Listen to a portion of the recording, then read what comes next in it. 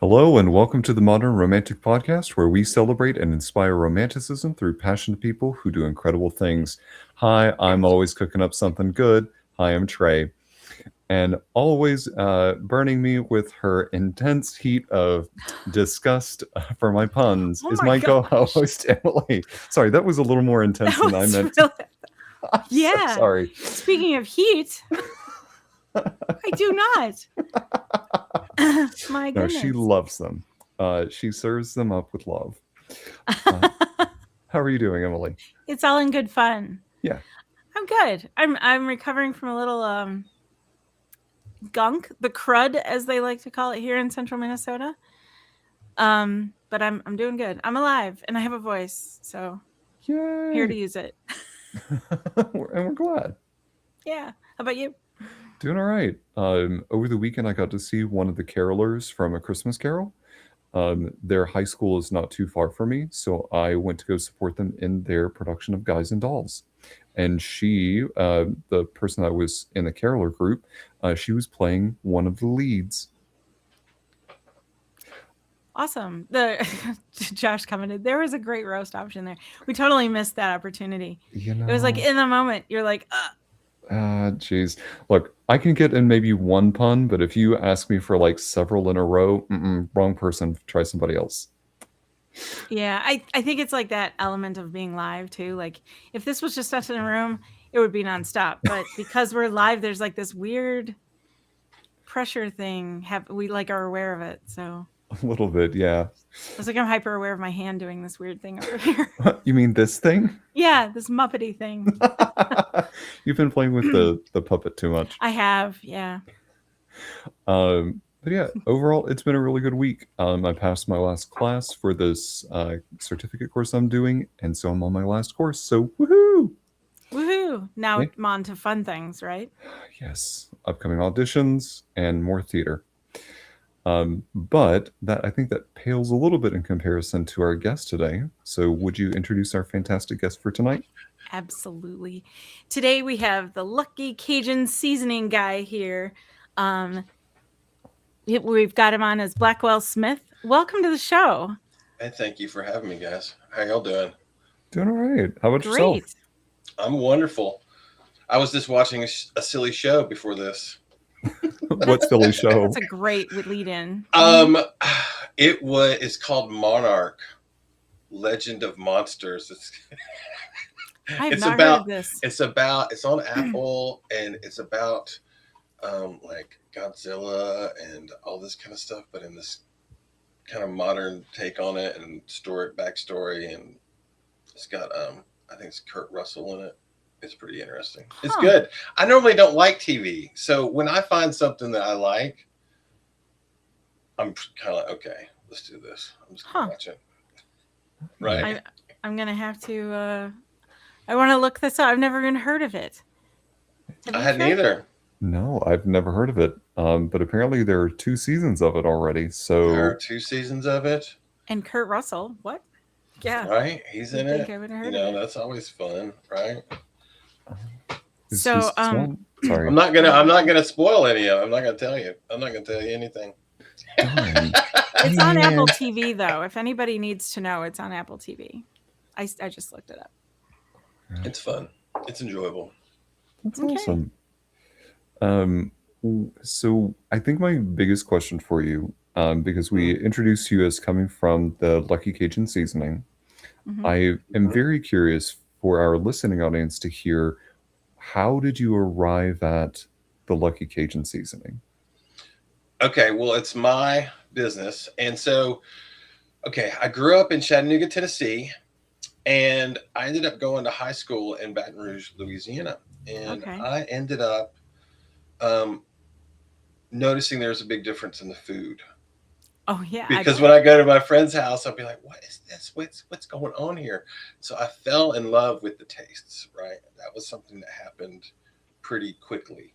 And eventually I went to culinary school, and basically Cajuns taught me how to cook. So the name of the company is basically naming after the people that taught me how to cook.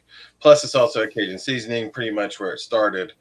And So that's kind of how it came about, at least the name. Yeah. Very nice. And I love that you said that it's the people who taught you how to cook. What specifically about their cooking, like, made you fall in love with that style of cooking? I it's just the taste of it. Like this really rich and savory, and it's it's almost like it's really approachable. At least Cajun food is. It's really approachable, and it's kind of home style kind of food. And so it wasn't like it was weird. It wasn't like a weird new thing. It wasn't like it was more just like, wow, this is like the best beans I've ever had. This is the best chicken I ever had. And then as I learned more about it, I was like, I'm just gonna end up going to culinary school. I mean, I always loved food, so there was always this like hand element thing that I liked, but I was just like, well, let's just do it. There was pressure to go do something too, because I was, I was kind of a, wayward youth kind of person. I didn't know what I wanted. Had no clue. I'm going to ask you to myth bust here for a moment. What's that? To some people who maybe haven't been very familiar with Cajun cooking or seasoning, just assume that some people assume that just means hot. No. And it's not. Can you explain that? Okay, so it's kind of one of those things where there's a lot of Cajuns that like spicy food. There's a lot of people, but there's a lot of Italians that like spicy food. There's a lot of like Latino people like spicy food. It doesn't mean that all Italian food is spicy. It doesn't mean that all Mexican food or Latin food is spicy. It just means that there's shades. There's always going to be this chili element because it's like part of it, like the cayenne, and it's there. It's ever present, and it adds its flavor, but it's not necessarily the main thing. I think what happened is probably somebody made some kind of Cajun dish, and then they added a bunch of Tabasco to it or something, and they gave it to their friend, and it was overly hot, and they're like, "Oh yeah, we made some Cajun food." And it's like, well, and then it ruined it for them, right? When it's more about being rich and savory and delicious first, and having well-developed flavors, and then the heat element is there to kind of like carry the whole feeling through. And that's kind of my take on it. Okay, that's fair. Like yeah, because you want a good balance more than you want the heat to overpower everything. Well, I think it's there. I think it's all a matter of taste. It doesn't have to be hot, but it doesn't mean it's right or wrong if it's hot or not. If that makes any sense. Yeah. I think for me, like, we're not trying to go for the wild ones or the hot ones where they're trying to get so explicitly hot. It's just enough to get a little bit of some flavor to it, but not so much that you burn your taste buds. And but I think that sometimes that is associated with it, like that sort of like, how hot can we be kind of thing can be associated with certain types of cuisines. And Cajun has fallen victim to that sort of labeling, I think, for sure. So what is there a particular blend of spices, without giving your own secret recipe away? I'll give the recipe away. It's on the bag. You can't miss it. Like, you have to put all the ingredients on the bag that's just the rules. Yeah. That's fair in case someone's allergic to something Okay. Yeah. So what would be like a standard set of spices that a person could find in a truly Cajun dish? So your basic kind of Cajun seasoning is cayenne or some kind of red pepper, black pepper, garlic, herbs, and salt. Like that's your really basic like Cajun seasoning. Now you can kind of go but I've gone kind of more. I believe that like you can still be true to being Cajun seasoning, but having more ingredients adds greater depth and it makes it more interesting, I think. Okay. So say for instance, you're making, I'm really putting you on the spot here. I'm sorry. It's okay. You're not. So say you're making a version of spaghetti, but you want to put Okay. a Cajun twist on it. Like, what type of spices would you add to that to really give more of a Cajun twist? This does sound like a test. Well, I the thing is that it's like this is what's interesting about food is and spaghetti is a good version of that because, like, for example, and I'm not trying to not answer your question. I'm trying to say that this no. is interesting part of food is that every culture dishes that they cook has some kind of outside influence that brings it around. Because if you think back that nobody's influenced anything, then we would just be eating bugs, right? So over time, we shared these different ingredients. So we shared all these different stuff. So we shared, imagine Japanese cuisine without soy sauce, or Right. Thai cuisine without chilies, or even like American food without potatoes. I mean, if we hadn't have done that, if we hadn't traveled and shared things with people, then we wouldn't have the things that we have today. So now, I guess you would just make spaghetti, and then you would use Cajun seasoning as your flavor component. But that doesn't mean that there isn't somebody that's like Cajun that didn't have a Italian grandma that made like your kind of like Southern Italian tomato sauce and somehow incorporates that all into the whole cuisine. So it's not necessarily, it's hard to even say it's not that there's a correct or incorrect way to make a Cajun twist. It's this Cajun seasoning kind of goes through all of it. Think of it as all-purpose seasoning. Think of it as it's everywhere. It's ubiquitous. It's like you can't do it without it. Oh, that's a great answer. All right, cool. Good. I'm glad I got a good answer out of there.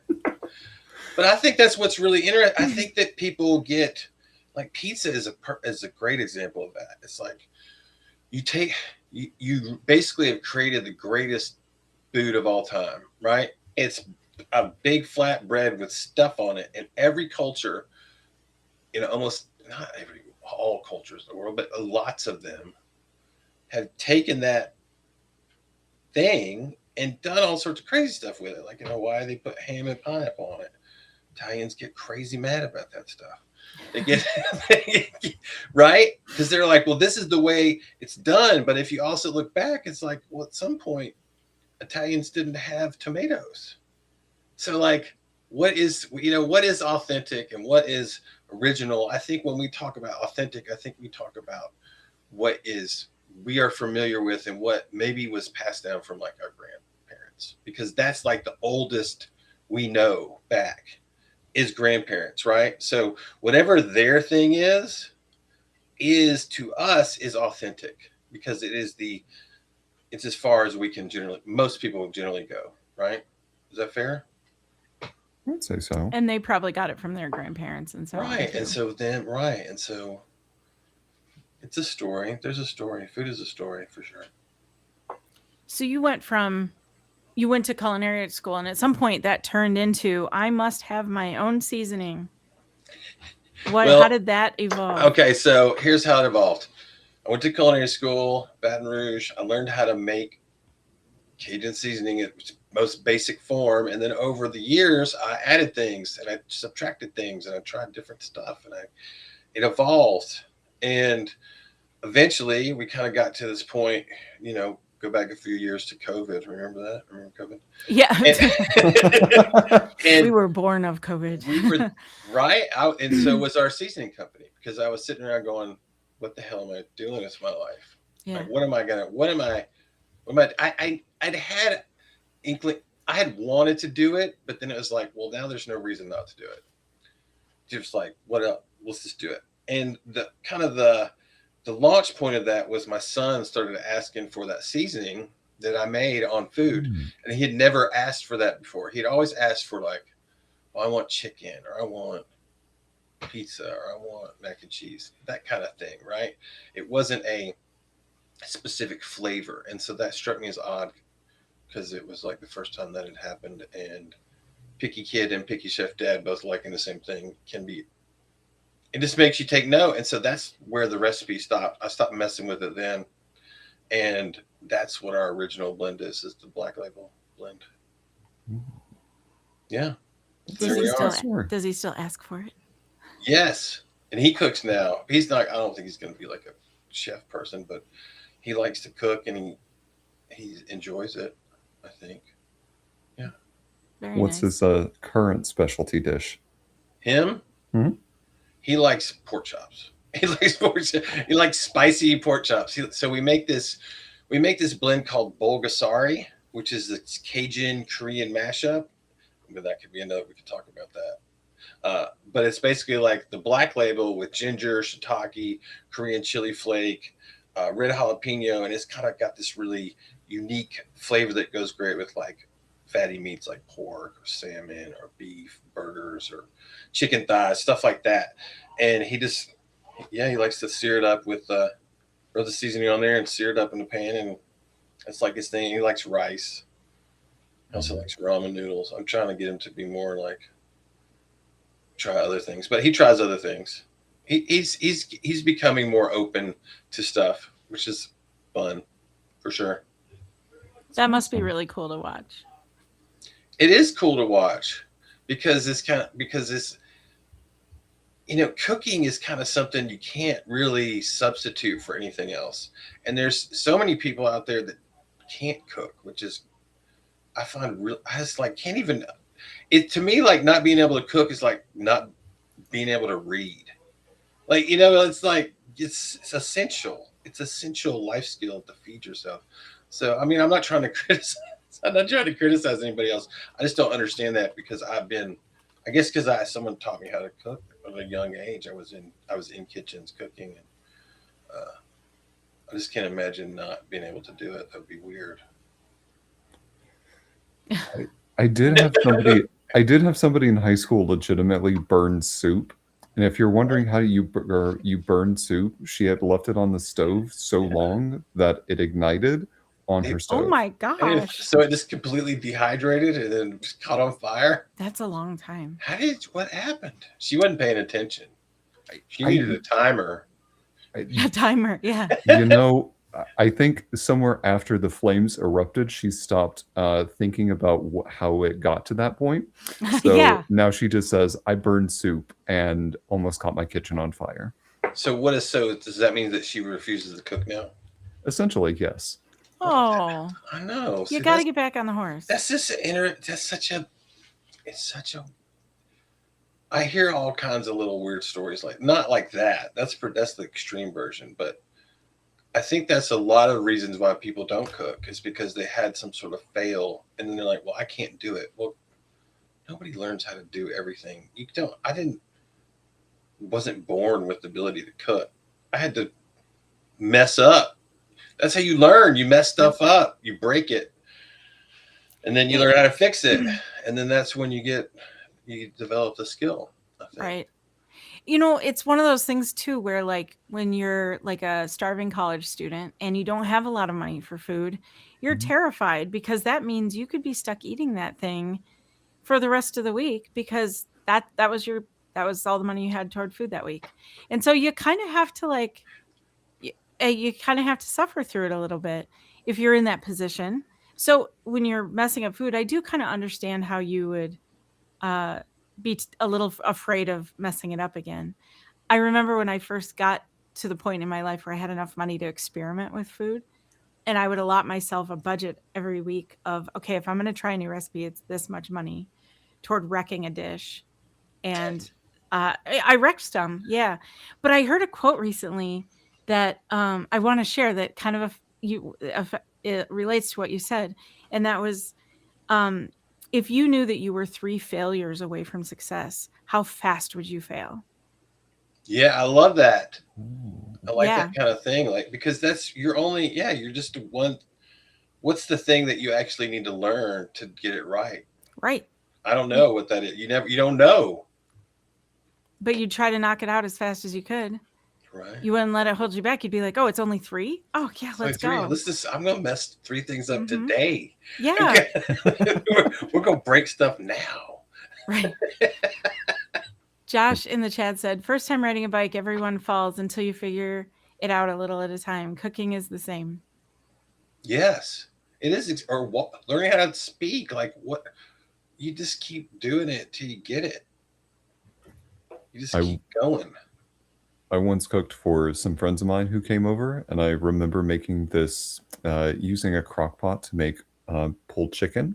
Hmm. Oh yeah. Threw it in there, threw it in with a bottle of teriyaki, just a marinade or whatever, and like, yeah, that's good.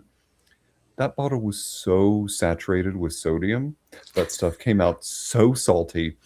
And they that is the first time in my life that someone looked me dead in the face and goes, "Wow, this is flavorful." And I went, oh no, this is awful." Ah, that's wonderful. Right, and so this is something else that we have figured out. Like you're talking about, you're actually talking about two different things that we figured out. Like if you cook a lot, chances are you cook a lot of chicken because it's America's like that's what most people cook.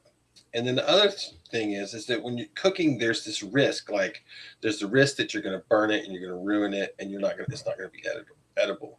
But if you're cooking for other people, that risk is a social risk, and Mm-hmm. it's intimate because you're smelling it, you're just putting it in your mouth, like it happens inside your body. So it's not just like, well, that pun was stupid. It's not that. It's like it's Yeah, intimate. You're it supposed to is. be sitting down together at a table and enjoying the thing, and then here's the moment of truth. Does it taste good or does it not?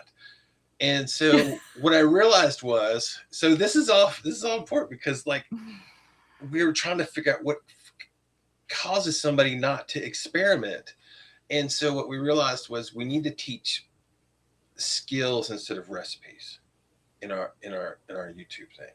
And because recipes are just ingredients plus skills organized in a specific way Yeah. for a specific outcome. So if you take a recipe and you don't understand it and you don't have the skills to pull it off, then that's when it gets ruined. And it's not because you can't do it or the recipe's bad or the meat's bad. It's just there's chances are you just didn't have a skill. And maybe your skill with your teriyaki chicken was you didn't taste the teriyaki sauce before you put it in. You didn't know what was going on. You just were throwing stuff in a pot and hoping for the best. But you learned something. Yeah, I hope so. I definitely you learned something. you learned, and so I think that's it's just skills.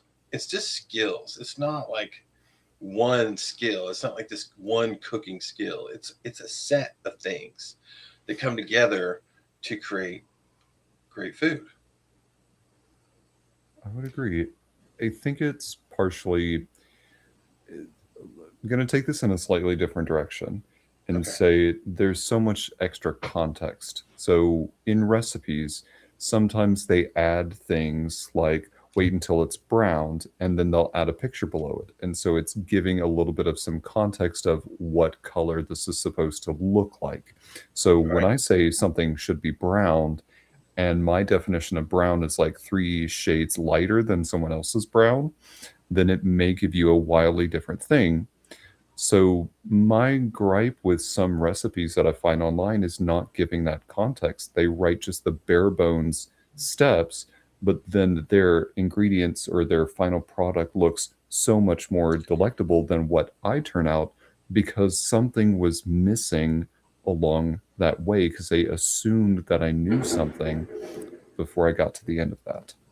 And then there's this other thing. It's called food photography, where everything that they make is fake. It's not even real food. So Mhm. like you're not even like that's the other thing. Like we don't have in our cookbooks we don't put pictures Okay. because like Oh, it's not real. It's not a realistic outcome. It's kind of like it goes back to that idea of food porn. It's not real. It's not the real thing. It's not even like you can't. It's not even edible. It's just made to look ridiculously pretty. Now that doesn't mean there aren't people out there that are wonderful chefs that make incredibly beautiful food that is completely 100% edible.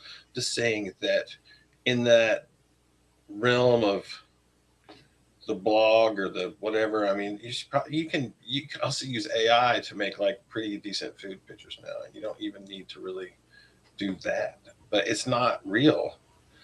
A lot of what you see is fake.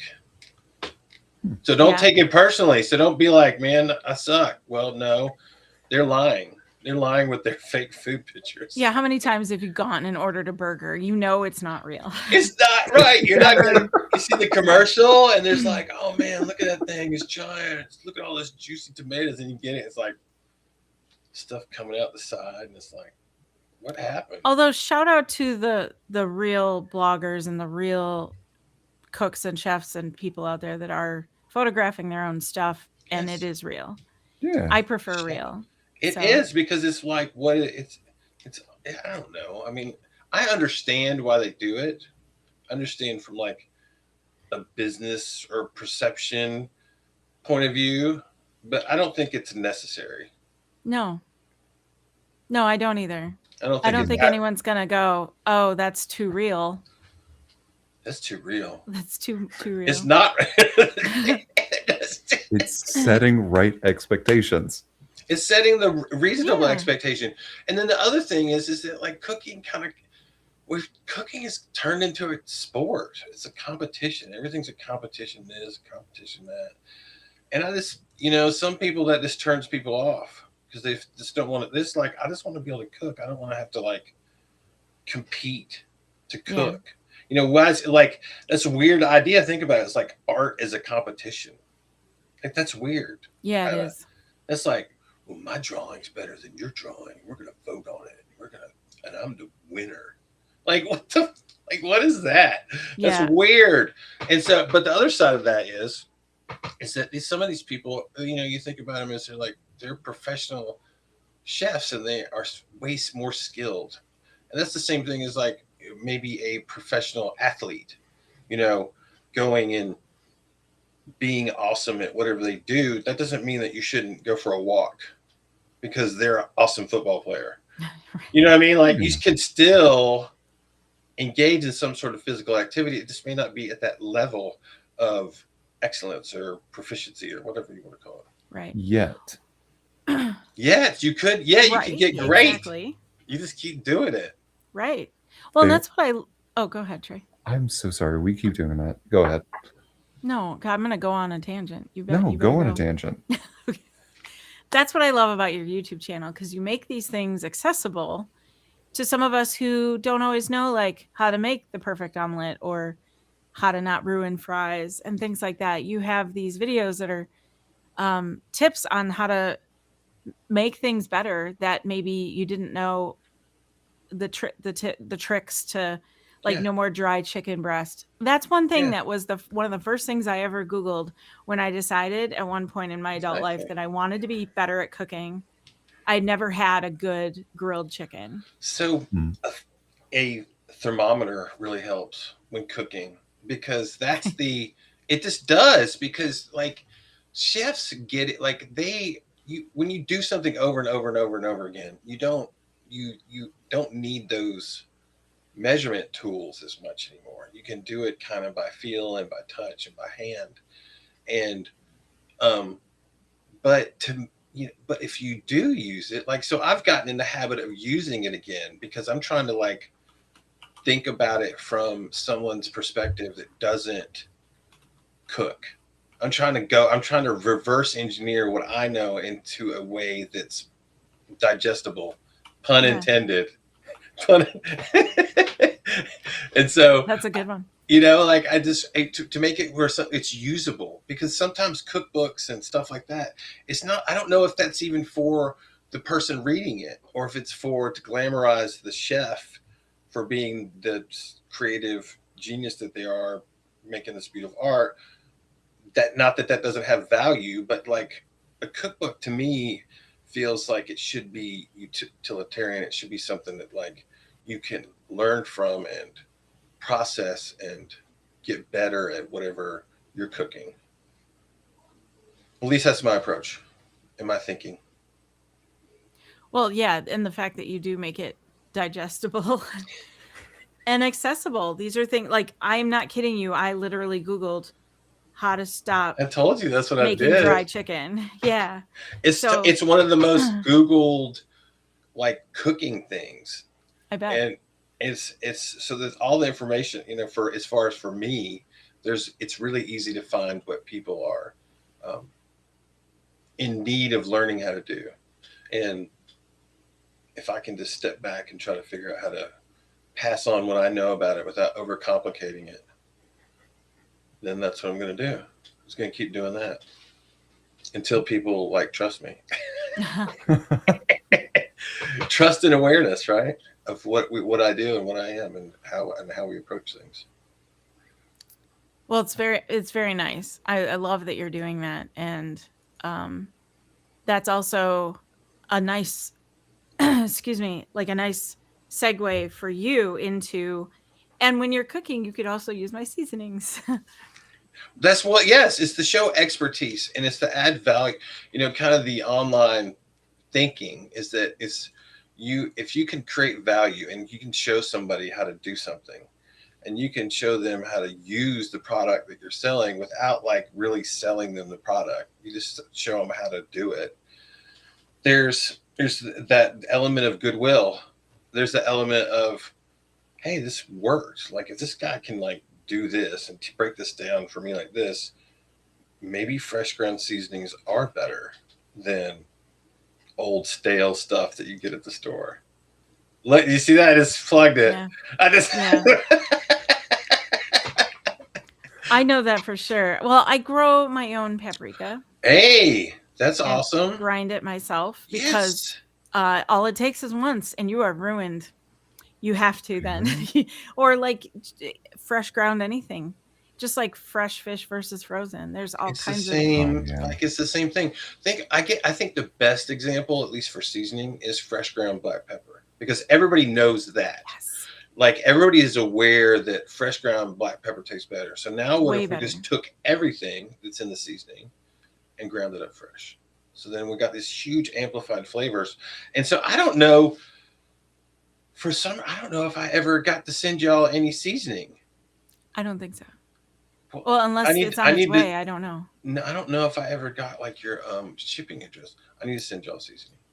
We would love to. You need to do the seasoning so much. You need to have the seasoning. So just share your all's shipping address whenever on the email or whatever later. Yeah, we'll do that. Thank you. Yeah, thank you so much. Thank you.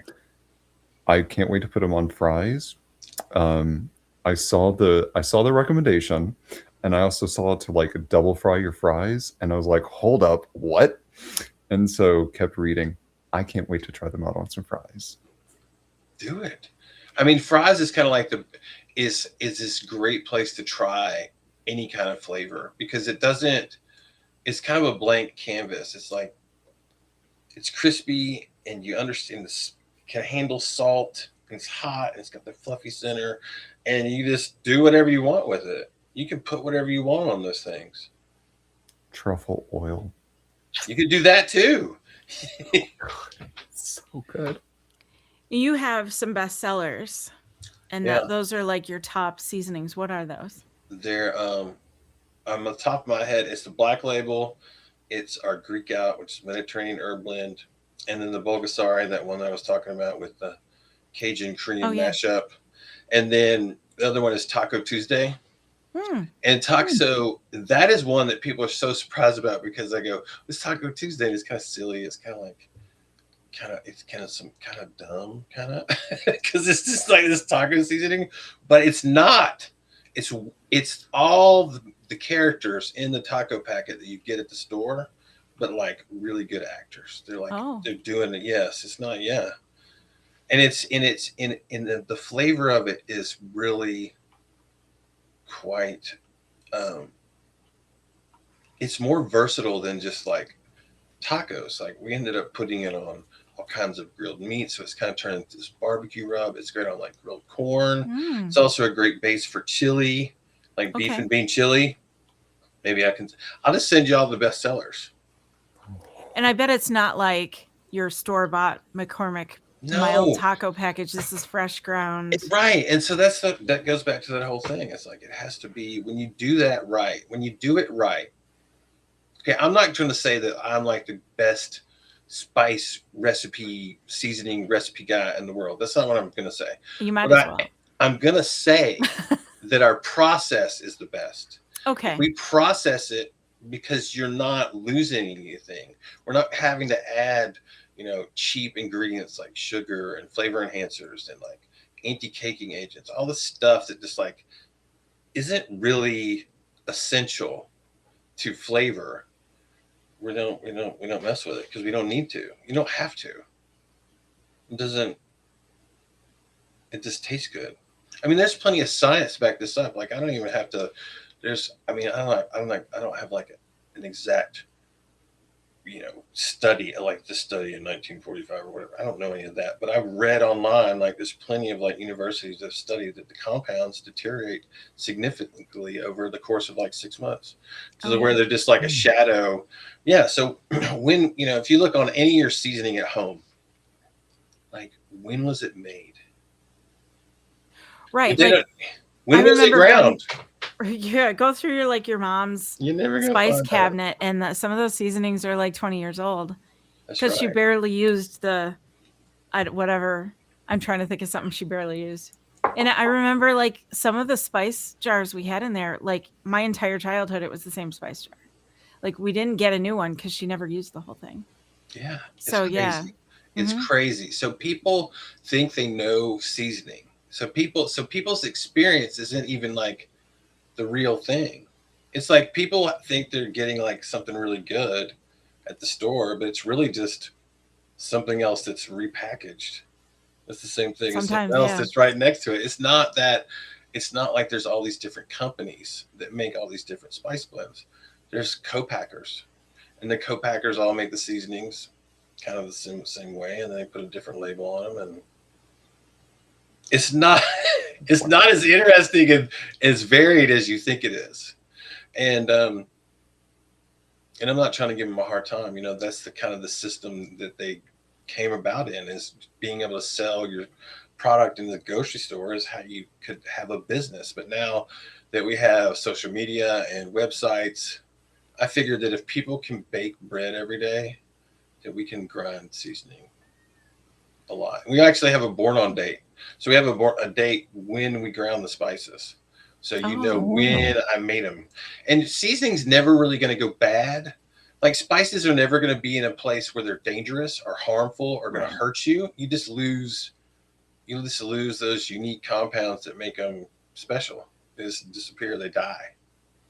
I think does some of it come back if you like heat it up? Like I've heard of blooming it in a pan or something. You can bloom it, but it's just not. Once the oils are kind of deteriorated in it's stale. You know what I mean? Like it's stale. It's not. You're not gonna rebirth it. It's not. You just end up adding. You're just gonna have to add more. It's not like adding water. It's not like rehydrating. You're not gonna rehydrate it. No, there's like it's volatile. Like it's oxidized. Like oxygen, moisture, heat, sunlight, all those things are the enemy of the flavor once it's ground. Now, if the whole spices will hold flavor for years, as long as they're dry and not in light and not high moisture or high humidity. It'll hold the seasoning, the whole seeds will carry the flavor for years. It's just when you crack them open, that's when like they're released, and you can either cook with it or you can put it on a shelf for 20 years. But it is because people think, well, when somebody says I have a cabinet full of seasoning, you know what I think? I was like, you have a cabinet full of stale shit. You have a cabinet full of like junk. And it was like, it's not old. I was like, did you grind it? It was like, no. It's like, well, then it's old. It's not. If you don't know when it was ground, then you don't know when it's ground. Right. Years ago. At least months ago. Probably at least 6 months to a couple of years. Easily.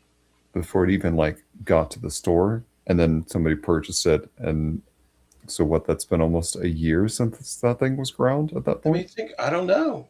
I mean, there's no way of knowing. Like are these spice manufacturers that build the seasonings, are they getting their spices ground? Are they even grinding them? Mm-hmm. So like they might just be getting stuff that's already It's already in a powder Nobody form or knows. something. Like Yeah. there's no way to keep track of it. It's like there's no quality. There's no. So that's why we wanted to do the Born on Date, because it's like got this. Some people ask, "Oh, it's expired." I was like, "No, that's when I made it." It's like that's when we ground it up. That's why it smells and tastes like it does. And so that's kind of where we're trying to. It's that unique product differentiator kind of thing. Like, how are we different than what else is out there? And that's really the big difference. Yeah. I mean, everything else is. I mean, it's basically the same thing. It's just at a different level of. It's like, if I can vouch for this because I have ground many of my own seasonings, but it's also like, for anybody who hasn't tried that, it's probably, you might have experienced fresh ground coffee. If you buy like the Folgers that's already ground in the store and you're making coffee out of that, versus you go and buy the beans and you grind them up and then make your coffee, that coffee is a different experience. It's completely different. Yeah. It's like a whole. It's better. It tastes better. But I also think that some people. I think that some people don't maybe taste it. I don't know if everyone tastes the same way. I mean, that's something I've learned is Yeah. when I'm sampling these things with people, everyone has a different experience. Like everyone says different things, and it makes me really think about what is it? Is this something that's developed? Is it something that we inherit through our what we grow up eating, or is it something that like we're born with? I don't know, but I think it's all different. And then I also think people eat for different reasons. So there's the people that eat just because they're like, well, I gotta survive, so I'm gonna eat. And there's people that like to Who are they? that eat for No pleasure. And shit. then there's people, there's people. So everyone's having a different type of experience. Everybody's having a different type of food experience. That's true. That's true. Like, my dad has that thing where cilantro tastes like soap to him, but to me, it's like the freshest summer flavor. Right. So I love What is it. that all about? Yeah. Where did it Tastes get like Yeah. soap. Does it? Soap. You think so too? Mm-hmm. Oh no, I'm so sorry. That's interesting. So that's such a right. It's like, where is that? What is that about? Is it Yeah, it's like a biological or is it genetic. just something right? I read that it's a genetic thing. I'm glad I didn't inherit that. Right. I'm really glad. Be eating soapy salsa. Oh yeah. Oh really? Like pico is so good.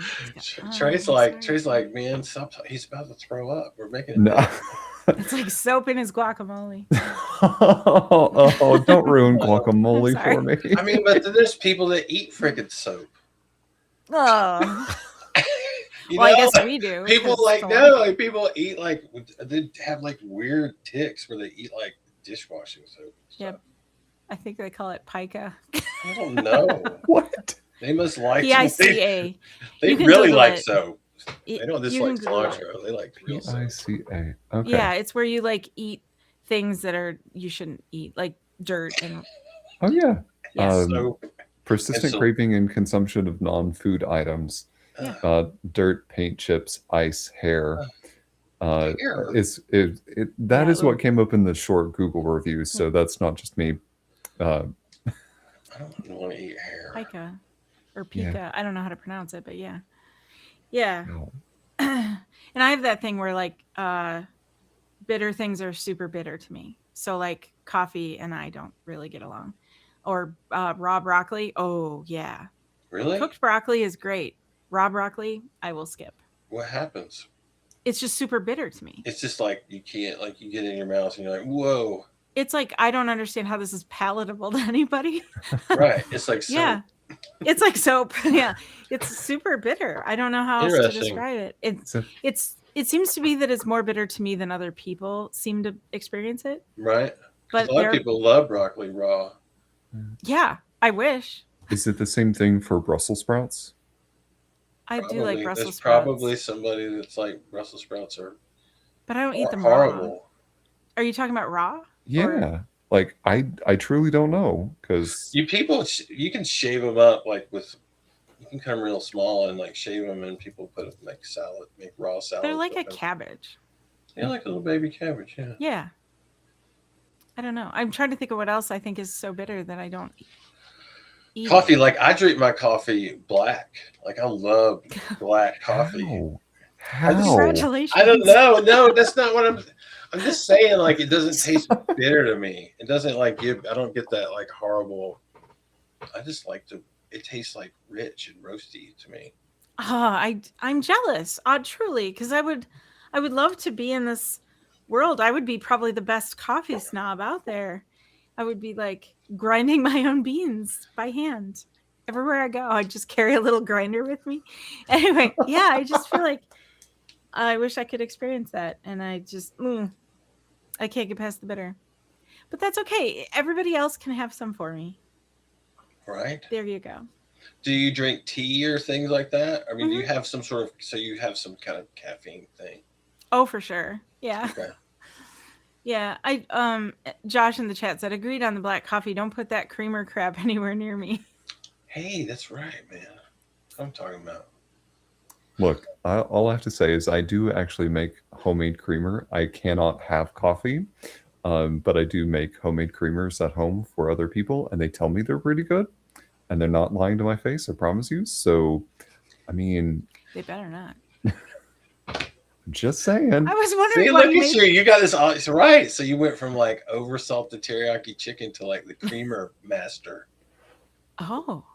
I now know also how to bake, so I have learned a few things. That's awesome. Baking is fun. It's hard. Baking to me is harder than cooking because you have to be. It's more scientific. It's like it's very exact. If you don't have it within that like range of this slight variation, you can end up with stuff that's inedible. And embarrassing. I believe it's, you know what, baking to me is just like cooking, where it's about learning how to do it right. It's like learn the rules so you know where to break them. Oh, yes, this is because true. They say baking is so exact like that. I've heard that a dozen times, but it really is about knowing where you can bend that to be your own. Right, like knowing how to look at a recipe and go like, oh yeah, this works, or hey, they're missing something. Yeah. I see that, yes. And Josh said, yeah, baking was rough. You don't know if you screwed up until it comes out of the oven. That's true. Yeah. I'm also going to say there have been some delightful accidents. Like, I can't even think of one right now. My brain is thinking of a million other things. But on the baking front of things, I think for me the difference was with baking, I would so strictly follow the recipe. But when it came to cooking, I'd heard that cooking was so much more experimental, so I would just not use a recipe. But then also I didn't know what I was doing, so that's kind of why teriyaki. And that's how I wound up with too salty teriyaki. What I've learned is, to Emily's point, follow the recipe, but over time you learn where you can kind of bend it and twist it to be your own. Yes. But also follow the recipe for the base guidelines, please. Yeah, till so you can know how to do it. Exactly. Yes. Yeah. Speaking of that, when people must come to you and say, how do I do what you do? What do you say? Like as a career situation? Yeah, or like how do I make so like cooking is a very interesting thing because I feel like there is a time limit on which you can cook professionally, where you get to the point where it's just too much physically to do every day, and you either have to have moved up into a position where you're not in the kitchen every day, or you have to move out. And so because it's very demanding, you're in there all the time in any restaurant situation, you are there, it's hot, it's sweaty, everything is super fast paced, there is no you don't get a break, nothing's ever done, you're never like, hey, we're done. It's like each day is a new day, and there's more and more and more and more. It's never ending. So you have to be really committed. Like a lot of people end up going to culinary school and then they get in the kitchens and then they're like, this wasn't like what I saw on TV. It's like, well, no crap. What did you think was? What did you think we were gonna like? You still don't know how to cook, dude. Like, what do you think's going on? What do you think you? Who do you think you are? And so it's. I would say that if you're gonna do it, if you're gonna cook as a profession, I would say learn how. Find something that's interesting to you, or a dish or something, and focus on that and just become really good at that. So that when you get in the situation where that skill is indispensable, that's where you're going to have more value in the situation. If you have a lot of different things and you do experiment with a lot of different things, and that's fine and all, but in the profession, it's best to be like focused. So like if you're going to bake, be the best damn baker you could be. Like don't mess around. Like choose. Are you going to do sweets or savories? Choose your thing. Pick your poison. What is your So, and learn as much as you can. So like a lot of what I learned how to cook was that magazine Saveur, the cooking magazine. I used to have a subscription to that, and I had it for like 15 years. And I would read it every month, and I would read about this thing and that thing. And I would say that taught me so much about food that was outside of my comfort zone, because it was like a way of reaching out to something that I wasn't going to be able to experience at that moment. It was a way to like learn something about a place or a dish or a tradition or a flavor or a ingredient that I was not exposed to in whatever environment I was in. And it really helped me. So I think the reading part is super important. Whatever, and that's for anything. Like whatever you're doing is like read or watch videos or something. Like don't just go, I got it. Like I still am learning. You know what I mean? I'm still learning how to do things. I'm still learning how to become better at like running a business and doing things to make a living and to enjoy my life. It's like the Dalai Lama says. People call him teacher, but he is the perpetual student. Yeah, I mean, if you're not learning, like I learn stuff all the time. So for example, let's say when you make a seasoning, let's take our jerk seasoning, for example. Mm-hmm. I made it because I love jerk chicken. And I'm like, hey, we're going to have this fun jerk seasoning. We're going to call it What a Jerk. And you sell it to people, and then they come back and buy more, right? And then they tell you all these different ways that they used it without. I didn't ever know. Like I didn't ever think of using it in these ways. So that's one of the beauties of doing this thing in front of people, is that I learned about things about my seasoning because I kind of got people to like do research for me, and they're excited to come tell me because they're like, oh, hey, I use it on this and this and this. And I didn't. So I'm learning stuff all the time, even about my seasoning after I make it, about how it could be used and how it could be, what can I suggest? What can I suggest to people? Sure. And that's always growing, it looks like, at this point. So that's I think kind of fun too. It is fun. So those become like as far as like a favorite. I know you didn't ask this, but like a lot of times people ask like chefs or cooks like what their favorite dish is, and like I always say, it's the dish that I haven't made that somebody suggested that I try with one of the seasonings. And it's like this new way of trying the seasoning on something that I didn't expect is the most exciting for me, because it's interesting, because it's something new that I haven't experienced before. And that brings me like the most kind of like joy in cooking. That's awesome. So for those individuals that maybe want you to experience that, where could they send their recipes to with how they've included your seasonings? Well, you can send it to me. There's a contact page on our website, newsletter. So you can sign up for the newsletter, the skillet, or you can send me a message. And so, yes, sometimes people send me some messages right there. And sometimes I ask, like when we send the orders out, like I'll ask, I'll send them a little email and be like, and sometimes people respond, sometimes they don't, but I ask because I'm curious. Plus, it's, it's nice, it's friendly, it's like customer relationship is good, Yeah. right? It's important. And I I think can do so. that now, we're not like big, so I can have those types of relationships, I think. I love that aspect when I order from a company that's like a small business, when I get like a little handwritten note or a little like something that made it more personal or made it like, oh, I bought this from somebody who's really appreciating it. This is really supporting them, and this is really a cool. It becomes this elevated experience. So Right. I really love that about what you're able to do with your seasonings with that, where you've Right. created kind of a community or kind of a relationship with your Well, we got customers. we have another thing that we're doing too.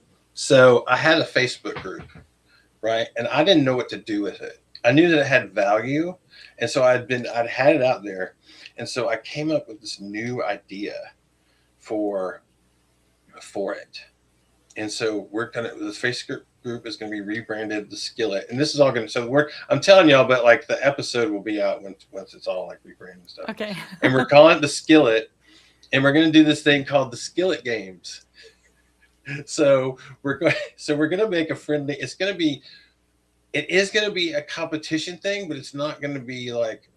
It's gonna be more about how can you be creative within this like framework. So I'm gonna Okay. share the tutorial, and then I'm gonna announce what the game is, and then I'll encourage people to share their things and share their stuff. And we're gonna talk about different tools. We're gonna talk about like take polls. We might do some live streams, kind of like I guess like what y'all are doing right now, Neat.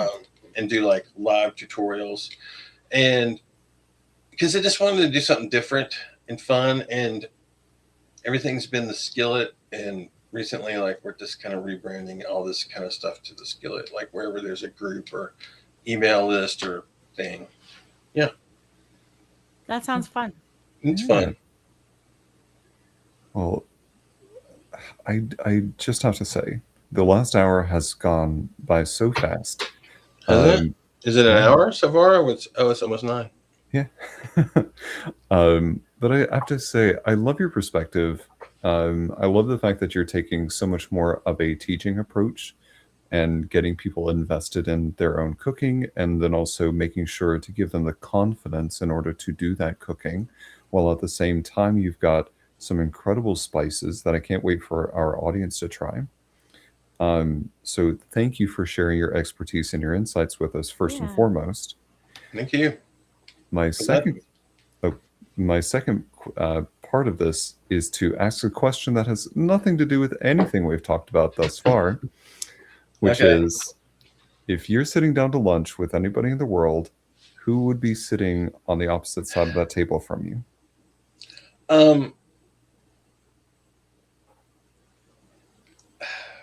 So you know who came to mind before because you kind of fielded this question a little bit before we got on the thing, and I was struggling with this, but right before that started, this name came up in my head, and it was Benjamin Franklin. Okay. And he seemed to be like, the stories about him is he's kind of like a wild ass weirdo. And so we think about all these people being, it was 250 years ago, 300 years ago when they were around. But like, he had all kinds of wild ideas and invented all these cool things because he was curious. And he was also someone who signed the Declaration of Independence, wasn't a politician. So that, I think that's really interesting, is like, he was so important to the situation, even though he wasn't like an official. And I find that really interesting because I go like, well,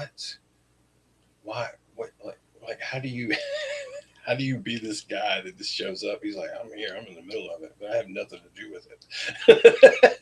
And also I think it's interesting, like, I want to ask him, like, why the hell do y'all think you were gonna like getting a war with these British people. Like, what the, like, that's pretty crazy. At the time, think about how crazy that is. Like, we're just going to do it. We're just going to, like, screw it. We're going for it. Especially against an entire country. Like, that feels really lofty. Yeah. Yeah. Right. And in England being like, basically, you know, you're basically like signing your death warrant in a way. But that's the perception. And so I found that really interesting. Like, to have that confidence that you're going to be like, that's very confident that, like, I'm not, you know, whatever political view you have, that, I mean, that might be something else, but like, I Yeah. found that that's really kind of, I think that that's determination could be applied to anything. I think that if you set your mind to anything is possible. I guess is, and I'd like to talk, you know, learn that, whatever that skill is. What is that skill where you have curiosity mixed with knowledge and like just the ability to just go for it with all costs? A romantic. You know, like what's your, yeah, like, we're gonna just, like, if we lose, we're dead. There's no, you're not losing my house, I'm not losing my car, I'm not losing my thing, I'm losing my life. And that's just kind of, that's, I think that's really interesting. And that was before Google Maps, so like they didn't quite know what they were getting into.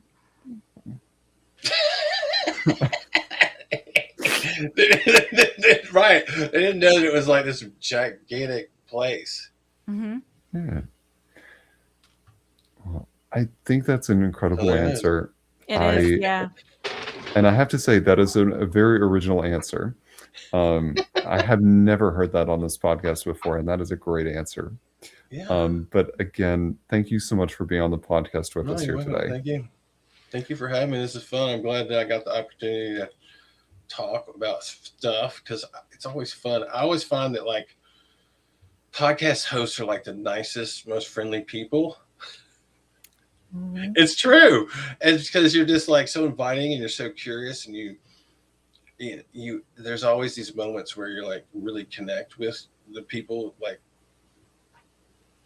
and it's just really awesome. I'm really enjoying this, like, part of my awareness journey, just talking to people about food and stuff.